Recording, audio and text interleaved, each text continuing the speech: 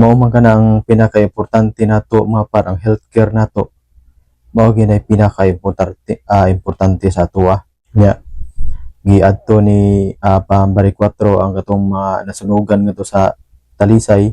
Pag-adto ni Pam ngadto sa Talisay mga par, nakita niya ngadto ang mga nasunugan nga pulti taong luuya tan-awon.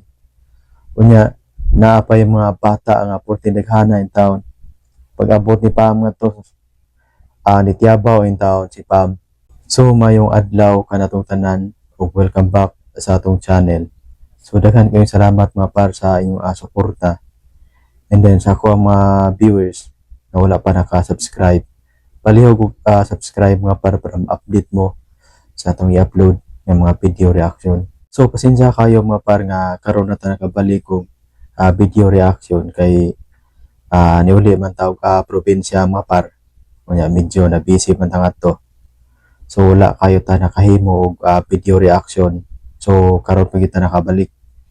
So now arita ni Gwen og ni Pam mga par. Dako kayo og kalahian sa panahon ni Gwen og sa karon sa panahon ni Pambari 4 mga par. Kay sa unang adlaw pa lang paglingkod ni Pambari 4 sa Kapitolyo, bisan og way klarong transisyon, bisan og way klaro nga pag turnover, pero si Pam nakahimo og gihapon og pirma og 12 ka executive orders. Nagtuo man gyud to ang grupo ni Garcia nga mga pa si Pambari 4 sa primerong adlaw sa iyang lingkod sa Kapitolyo. Pero waoy, successful kayo. Nakapirma dayon og kanang 12 ka executive orders. Unya pipila pa lang ka adlaw gani gi-surprise pagsuroy ni Pambari 4 ang mga hospitals. Gi-surprise ug adto ni Pambari 4 ang hospital sa Mingranilla. Ug nakita ni Pambari 4 ngadto mga par nga daghan in taon kayo og mga kuwang. Nagkakuwang in taon sila sa mga gamit ngadto. Ug mao yun kanay unang paghimuo ni Pambari 4 mga par ang pag-atiman sa mga hospitals. Kay mao man kana ang pinaka-importante nato mga par, ang healthcare nato mao ginay pinaka-importante sa atoa nya giadto ni Pambari 4 ang katong mga nasunugan ngadto sa Talisay. Pag-adto ni Pam ngadto sa Talisay mga par, nakita niya ngadto ang mga nasunugan nga pulti taong luuya tan-awon. Unya naa pa yung mga bata nga pulti daghana in taon.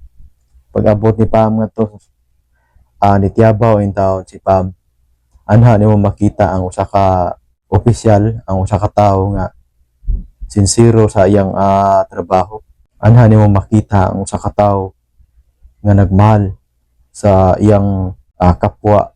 Kay sa panahon bitaw ni kuan mga par, panahon ni Gwen Garcia, wala man gyud ko kadungog nga si Gwen Garcia ni soroy sa mga hospitals, ni survey si Garcia sa mga hospital. So nangutana kung unsay problema. Wa ko kadungog mga par, wa sa ko kakita ato ni Garcia nga ni soroy sa mga nasunugan, ibisita sa mga nasunugan. Wa ko kadungog mga par. Kaya ang giuna ni Gwen god ang katumagong soroy Sugbo ug ang pasigarbo sa Sugbo. Kay mao magitoy kanang hilig ni Gwen, ang soroy sa Sugbo ug pasigarbo sa Sugbo. Unya sige tagpasigarbo sa Sugbo, itag soroy sa Sugbo, pero atong mga hospitals diay wala magadimao. Nakita bitaw to ninyo mga par atong hospital sa daan sa kuno nang Tuburan nga grabe guba atong hospital sa Tuburan nga imong tan-awon gud taon wasa kayo. Mura in taon og kuan kanang kita mo tong lugar sa Israel nga gibombahan sa Iran. Inato gyud kanang pragi iko sa kun ba ginaigo sa missile sa gikan sa Iran. Pwede tang gubaa sa hospital sa Tuburan. Wa gyud in taon to makiti sa panahon ni Gwen Garcia. Kay ikumpara nimo maparno ang soroy Sugbo ug ang pasigarbo sa Sugbo ang malingaw ni ana ang imuha ra man sang mata murag nang mabulahan na kay lingaw may kagtan-aw tulap sayo-sayaw naglaag susuroy pero ang mga hospital siya wa magadimao mo toy wala gyud makita ni Gwen Garcia mapar nga angay gyud unta nga tutukan sa gobyerno ang healthcare gyud kay mao man gyud nay pinaka-importante sa tao ang healthcare. So believe me ko ani ni Pam Marie 4 mapar ug wa masayang ang among mga botos nga gihatag adto ni Pam kay pipila pa lang kaadlaw gani sa iyang pagserbisyo. Una nang daghan na kayo mga executive orders nga gipangpirmahan si Pam Marie 4 ug nang ang pinaka-importante niya na ang healthcare. Kaya ang healthcare mao man ay pinaka-importante yun sa tua. Unya ang katong ika-12 nga gipirmahan ni Pam Marie 4 katong libre ng ihi ug libang diya sa South Bus.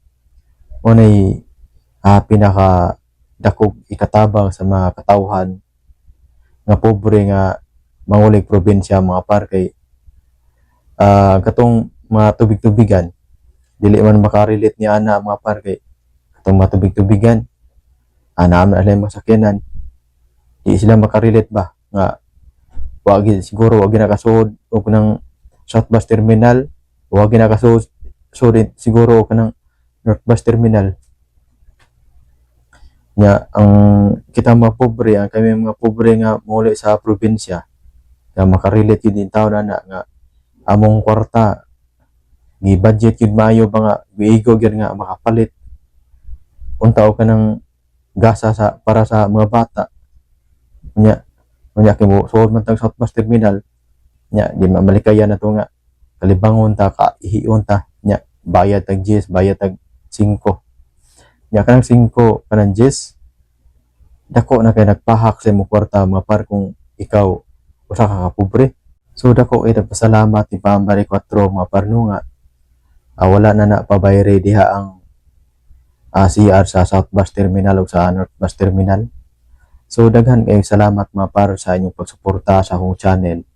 Unya paliw kog subscribe mga par para ma-update mo sa atong i-upload ng mga video reaction.